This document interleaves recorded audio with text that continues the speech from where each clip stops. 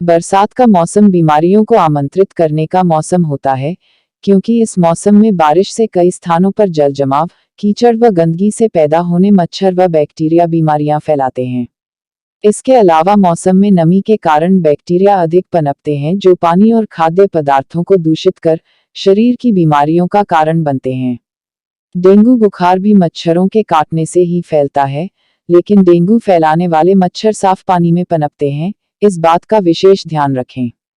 Adage मच्छर के काटने से फैलने वाले इस रोग का प्रभाव मरीज के पूरे शरीर और जोड़ों में तेज दर्द के रूप में होता है। इससे बचने के लिए मच्छरों से बचें और घर से निकलने से पहले शरीर को पूरी तरह ढककर रखें। ऐसे बच्चों में होने वाले कई बीमारियों के निदान, बचाव और उसके उपाय संबंधित जानकारी दी। हमारे साथ है आज बालरोग विशेषज्ञ सचिन गुल्हाने, जिन्होंने बच्चों की रखरखाव और उपचार संबंधी विशेष चर्चा की। तो आइए मिलते हैं डॉक्टर सचिन गुल्हाने से। नमस्कार, आज नागपुर महाराष्ट्र से सुप्रसिद्ध बालरोग विशेषज्ञ डॉक्टर सचिन गुल्हाने सर हमारे साथ हैं। आइए जानते हैं बारिश में होने वाली बीमारियों के विषय में और इन बीमारियों से बच्चों को कैसे सुरक्षित रखा जा सकता है, विशेष चर्चा।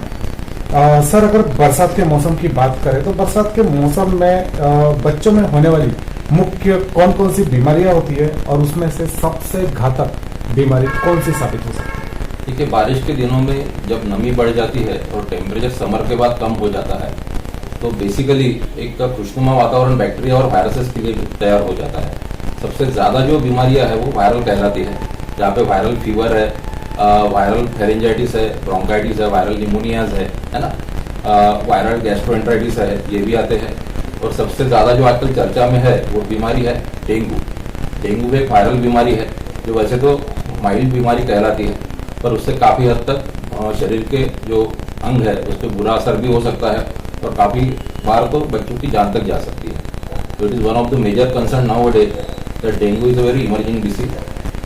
सो और बाकी भी जो एक डायरिया, बैक्टीरियल डायरियाज है, टाइफॉइड है, ये भी बीमारियाँ हमें मिलती है। आजकल कोरोना का भी बहुत जोर चालू है, उसका भी fourth wave is going on at present, तो उससे भी हमें बचने की बहुत सारी प्रयास करने चाहिए।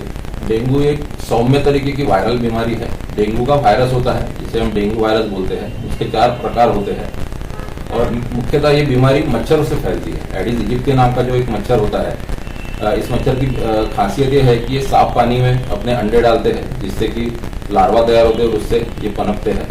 और ये मच्छर खास करके दिन के समय आपको काटते हैं। तो अगर कोई एडिस इजिप्टी मच्छर जो डेंगू के पेशेंट को काट ले और उसके बाद आपको काटे, तो उसको वायरस जो है वो आपके शरीर में जाएगा और फिर आपको डेंगू की बीमारी हो सकती है।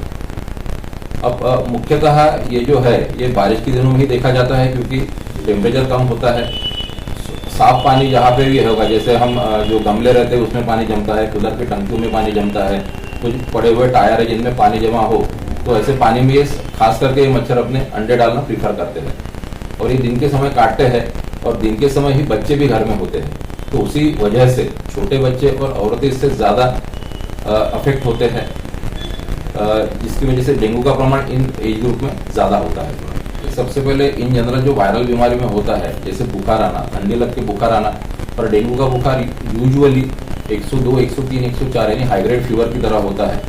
इसमें पेट में दर्द होना, सर में दर्द होना, उसके बाद शरीर पे छोटे फुंसे आना, जिसे हम रैश बोलते हैं, जिसमें काफ़ी बार खुजली भी आती है। ठीक है, तो ये हो सकता है। हेडेक और जो पेन इन एब्डोमेन है ये बहुत ज़्यादा प्रमाण में काफ़ी बार होता है, पूरे बॉडी में एक होता है। काफ़ी बार तो इतना ज़्यादा पेन होता है कि बच्चे चल तक नहीं पाते और उनको गोदी में उठा के लाना पड़ता है। तो ये एक सौम्य तरीके के लक्षण हो गए। पर डेंगू काफ़ी हद तक बच्चों में किडनी पे, लंग्स पे, लीवर पे, ब्रेन पे भी अफेक्ट कर सकता है। तो एक ओवरऑल लिया जाए तो एक 90% बच्चे जो है डेंगू के ये सौम्य लक्षण के होते हैं, पर 10% बच्चों में जिनमें ज़्यादा लक्षण होते हैं उनको हमें एडमिट करने की भी ज़रूरत पड़ सकती है। और एक 2 से 3% बच्चों में काफ़ी सीरियस लक्षण भी हमें, जैसे किडनी फेल्यूर है, लिवर फेल्यूर है, बच्चा कोमा में जाना, ब्रेन में जो इन्फेक्शन होता है उसकी वजह से, ऐसे लक्षण भी हमें घातक लक्षण, जानलेवा लक्षण में दिख सकते हैं। डेंगू शरीर के करीब करीब हर हिस्से पे बुरा असर डालता है। प्लेटलेट के अगेंस्ट काम करने से या बोन मैरो पे बुरा असर डालने की वजह से श्वेत पेशी जो रहती है जिसको TLC बोलते हैं हम, टोटल WBC जो रहता है वो, और प्लेटलेट, ये काफ़ी हद तक कम होते हैं। प्लेटलेट ये एक ऐसी पेशी है जो हमें शरीर में कहीं पे भी खून अगर बह रहा होगा तो उसे रोकने के लिए वो काम की होती है।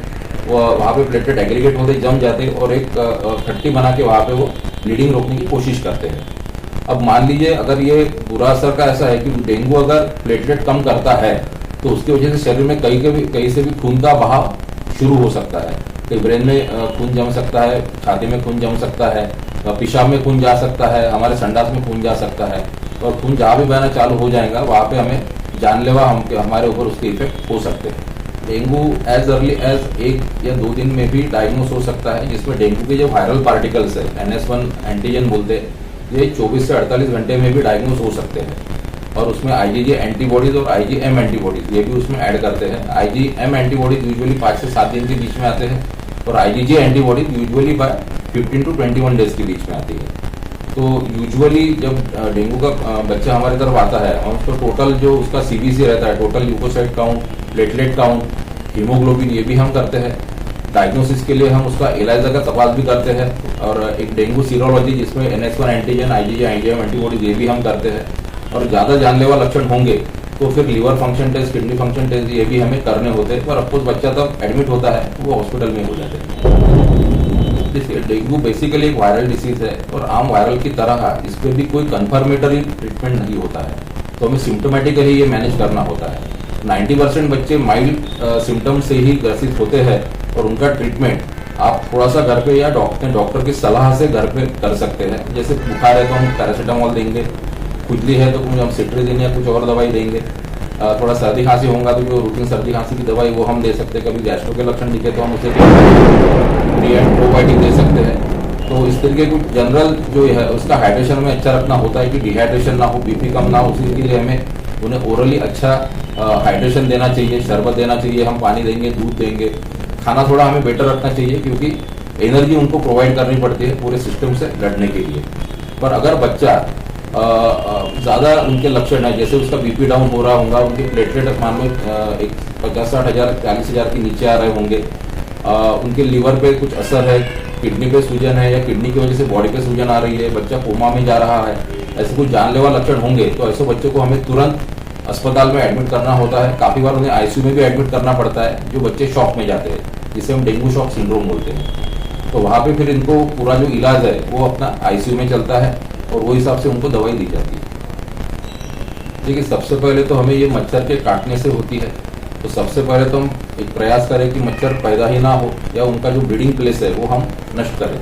तो जो पानी की टंकियाँ है जिसमें ये ब्रीडिंग करते हैं वो हमें साफ़ करनी होती है। हफ्ते या 3 दिन में आप साफ़ करें ताकि उनके अंडे वहाँ पनप ना पाए।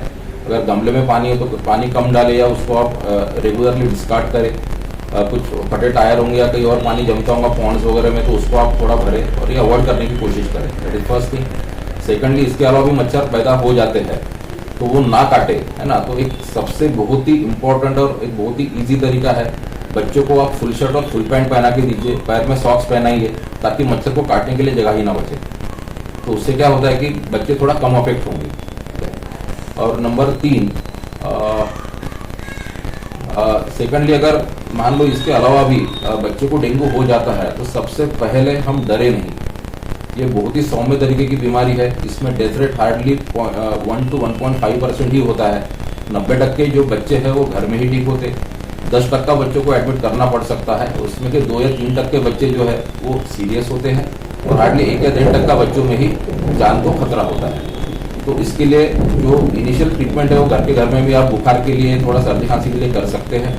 पर अगर हमें लगे कि हम ना कर पाए तो आप कृपया अपने डॉक्टर से मिले, उनके सलाह से जो नेसेसरी दवाइयाँ होंगी वो आप खुद कर सकते हैं। इसमें भी मैं 2 चीज़ें बताना चाहूँगा। काफ़ी बार बच्चों को बहुत ज़्यादा बुखार है या उनके हाथ पैर में दर्द है तो हम काफ़ी बार पेन किलर देते हैं। तो थोड़ा try to avoid painkiller in paediatric age group in dengue. Secondly, हमें खुद होके खुद का डॉक्टर नहीं बनना है। हम काफ़ी बार खुद ही जो प्लेटलेट एग्रीगेटिंग एजेंट के दवाइयाँ है, प्लेटलेट कम ना हो उसके लिए शुरू कर देते हैं, हम खुद ही पेन किलर देना चालू कर देते हैं, हम खुद ही एंटीबायोटिक देना चालू कर देते हैं। बेसिकली डेंगू में एंटीबायोटिक का कोई रोल ही नहीं होता। तो अगर देना भी है तो आपके डॉक्टर को वो डिसाइड करने दीजिए, आप खुद होके मत दीजिए। तो ऐसे इसमें डॉक्टर ही सबसे अच्छे रहेंगे जिनसे आप कंसल्ट कर सकते हैं और आप उनकी सलाह के अनुसार अपने बच्चे की ट्रीटमेंट करा सकते हैं। ठीक है, सबसे पहले बरसात में होने वाली बीमारियां काफ़ी हद तक अवॉइडेबल है। जैसे मैं बोलता हूँ डेंगू है तो हमें थोड़ा मच्छरों से बचा के रखना है, बच्चों को फुल स्लीव्स के शर्ट पैंट पहनाने हैं, उनके जो ब्रीडिंग प्लेसेस है मच्छरों के उनसे हमसे निजात पानी है वो हम कम करने की कोशिश करेंगे, रेगुलर साफ करें, टैंक्स है, आपके गमले है। नंबर 2, पानी से होने वाली जो बीमारियां है जैसे टाइफाइड है, डायरिया है, तो इसके लिए हम पानी उबाल के पी सकते हैं। काफ़ी बार नल को थोड़ा गंदा पानी आता है तो आप उसको छान के पिए, आप उसमें कुछ क्लोरीन के ड्रॉप्स डाल सकते हैं, आप RO वाटर यूज़ कर सकते हैं। बाहर खाना खाने जाते हो तो खाना बाहर का खाइए, पर पानी हो सके तो घर का ही पिए, ये भी हम कर सकते हैं। सर्दी और खांसी जैसी जो बीमारियां है जैसे वायरल निमोनियाज है, वायरल फीवर है, कोरोना ने हमें काफ़ी हद तक ये सिखा दिया कि हम मास्क पहन के, हैंड सैनिटाइज करके, हैंड वॉश करके इन बीमारियों से काफ़ी अच्छे से खुद का प्रोटेक्शन कर सकते हैं। ये सिंपल जो टिप्स है ये भी हमें काफ़ी हद तक इन जो बीमारियां है इससे कम रखने में मदद मिलेगी। और एक लास्ट चीज़ बताना चाहूँगा कि जैसे मैंने बोला था कि हम खुद होके खुद के डॉक्टर ना बने, तो कुछ हद तक दवाई आप खुद होके कर सकते हैं। जैसे आपकी सर्दी खांसी की दवाई है, बुखार की हम ही दे सकते हैं, पर एंटीबॉडी और जो बाकी की दवाइयाँ है ये आप अपने डॉक्टर के सलाह से ही दें। पर इसके वो भी एक चीज़ मैं बताना चाहूँगा कि आप वैक्सीनेशन पे बहुत ज़्यादा ध्यान दें। कोरोना वैक्सीन ने हमें फिर से एक बार सिखा दिया है कि वैक्सीन से किस तरह एक पैंडेमिक पूरा कंट्रोल किया जा सकता है। तो इसी तरह सर्दी खांसी के लिए फ्लू की वैक्सीन है, डायरिया के लिए रोटावायरस की वैक्सीन है, मेनिंजाइटिस वैक्सीन है, काफ़ी सारे वैक्सीन एक IP का चार्ट होता है जो हर बाल रोग तज्ञ के अवेलेबल है। इवन ना आप वहाँ जा सको तो गवर्नमेंट भी जो वैक्सीन दे रहा है वो भी बहुत अच्छा है, जो हर माँ बाप ने उसके बारे में सोचना चाहिए और हर माँ बाप ने वैक्सीन पूरे करने ही चाहिए। इससे 90% बीमारियां या तो होगी नहीं या होती भी है, या तो आप घर में भी डॉक्टर के सलाह से ठीक करवा सकते हैं।